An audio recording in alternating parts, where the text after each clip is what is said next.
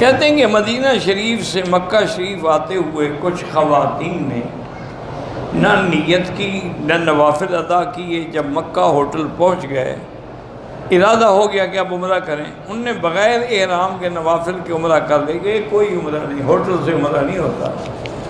عمرے کے لیے لازم ہے کہ آدمی میقات سے جا کے احرام باندھے.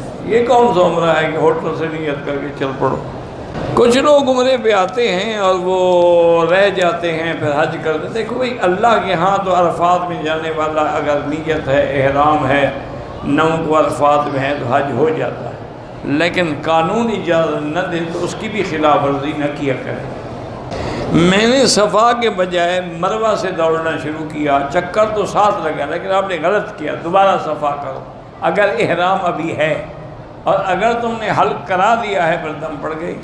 میرے سالے کے گھر سے تعویذ نکلتے ہیں. لوگ کہتے ہیں کہ جادو ہے. آپ پہرا لگائیں، انشاءاللہ وہ تعویذ رکھنے والے پکڑے جائیں گے. تمہیں پتہ لگ جائے گا جادو نہیں، یہ شرارت ہے. یہ اچھا جادو ہے کہ تعویذ نکل آئیں. یہ بندے کی حرکتیں کرتے ہیں، شیطانی کرتے ہیں، شیاطین اور جن والے جو ہے وہ کرتے ہیں. کوئی جادو شادو نہیں، کچھ بھی نہیں، نہ گھبراؤ. جمعہ فرض ہے تو سفر کو جمعہ کیوں معاف ہے؟ جس نے فرض کیا اسی نے معاف کیا. ہم نے تو معاف نہیں کیا. فرض بھی اللہ نے کیا، مسافر کو معاف بھی اللہ نے کیا. جس کی کوئی چیز وہ معاف کر دے تمہیں، پھر کسی کو کیا اعتراض ہے؟ تم نے کسی سے 10 ریال لینے ہیں، کہا میں نے معاف کیا، پھر کیا ہو گیا؟ تو اگر سفر میں باقی نمازیں بھی 4 رکعت کی بجائے 2 رکعت ہو گئی تو کیا ہو گیا؟ یہ اللہ کی طرف سے انعام ہے. اور ویسے یاد رکھو کہ مسافر پر جمعہ واجب نہیں، لیکن یہ نہیں کہ موقع تو نہ پڑے. جو علماء کو گالیاں دیتے ہیں اللہ تبارک و تعالیٰ معاف کرے، بہت بڑا گناہ ہے. علماء ورثۃ الانبیاء ہوتے ہیں، تو اس لیے توبہ کریں. کل ہماری پاکستان واپسی ہے.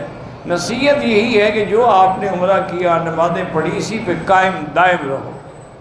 اور سب سے زیادہ حضور پاک صلی اللہ علیہ وسلم پہ درود شریف پڑھو. اور خاص طور پہ جمعہ کے دن حضور پہ زیادہ درود شریف پڑھا کرو، کیونکہ جمعہ کے دن جو درود آپ پڑھتے ہیں وہ حضور کی خدمت میں پیش کیے جاتے ہیں. کن جگہوں پہ جھوٹ بولنا ہر حال میں ناجائز ہے. بعض فقہا کہتے ہیں کہ اگر 2 مسلمانوں میں لڑائی ہے، صلح کرانے کے لیے جھوٹ مصلحت عامر تو وہ جھوٹ نہیں ہوتا.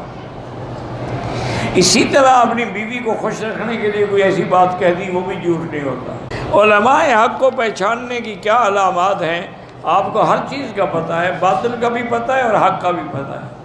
جو علماء حق ہوتے ہیں وہ ہمیشہ حق پر قائم رہتے ہیں، دائم رہتے ہیں، اور کسی طاقت سے خوف نہیں کھاتے ہیں.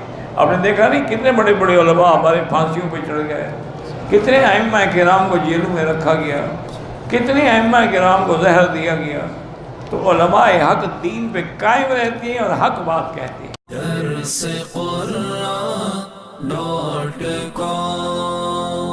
www.darsequran.com